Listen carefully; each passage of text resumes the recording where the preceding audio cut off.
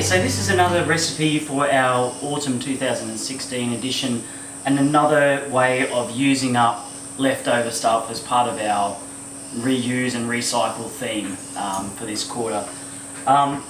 This one is called perdu, which is it's French toast basically, but perdu means pan meaning bread and perdu meaning lost. So basically it's lost or spent bread that's too stale to use for sandwiches. So the idea is that you take an old sourdough loaf that's been sitting out for a couple of days and slice it into whatever shape you like. You can just cut it straight across into a sort of an oblong if you like, where you can cut it down into a square, cut the crust off like I've done. I've got a couple of eggs and some milk here. I'm just going to drop the bread in there and let it soak up that egg mixture until it's really sort of soaked right in, and that's going to bring that bread back from being stale to being all nice and moist and juicy. So we're going to fry that. Over here I've got a little bit of caster sugar, and I'm going to add just a tiny pinch of cinnamon. Not too much, cinnamon's really strong. Mix it around so it's all mixed through. Okay, and once the bread's totally soaked up that egg, a frying pan with butter in it.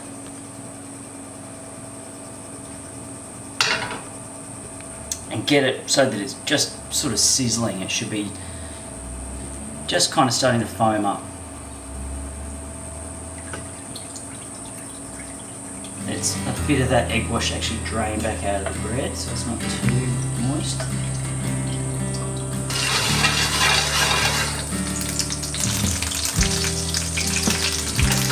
So once the butter's nice and hot, it's started to foam up a little bit. You can see the foam coming out from there. Pop that toast in.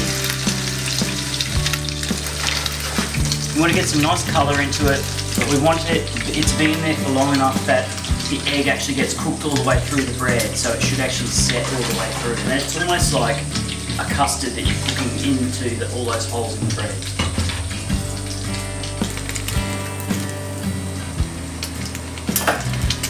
Okay, these are some pears that I've poached. These are William pears actually, and I've just made a sugar syrup with white wine, sugar, water, and lots of different spices: cinnamon, vanilla bean, some lemon zest, some bay leaves, and some whole cloves.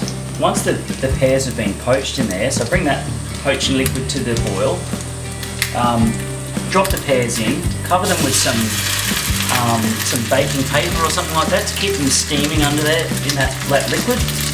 And then once they're done, let them cool down in the liquid, take them out, they're ready to use now, nicely cooked through, still a little bit of crunch to them, but soft enough that you can cut through them with a spoon or a fork. And then that beautiful liquid that you've got, it's got all those spicy flavours in there, the wine, and it's taken on all that beautiful pear flavour. What I've done is just reduce that right down so that it's a syrup, and that's something we can tip over the whole thing at the end. So the flavour of pear just really concentrates through there. Get some nice colour into the French toast, the pan perdu.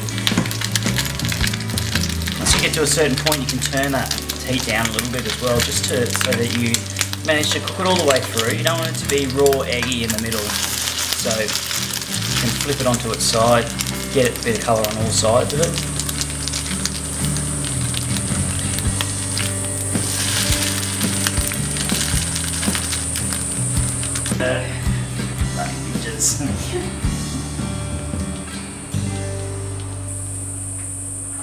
Alright, so once that's got colour all over, straight into that mixture of cinnamon and sugar. Give it a toss around, make sure it's totally coated in that.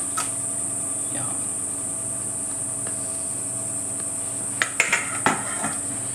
And then to finish it off, I've got some mascarpone. So good, you could use anything you like really. You could use double cream, you could put ice cream on here, whatever you like, but a good amount of that, squish it on.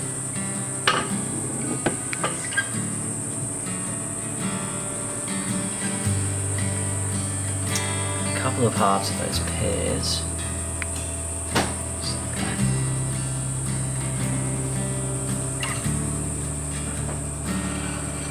And then some of that beautiful pear syrup that we reduced.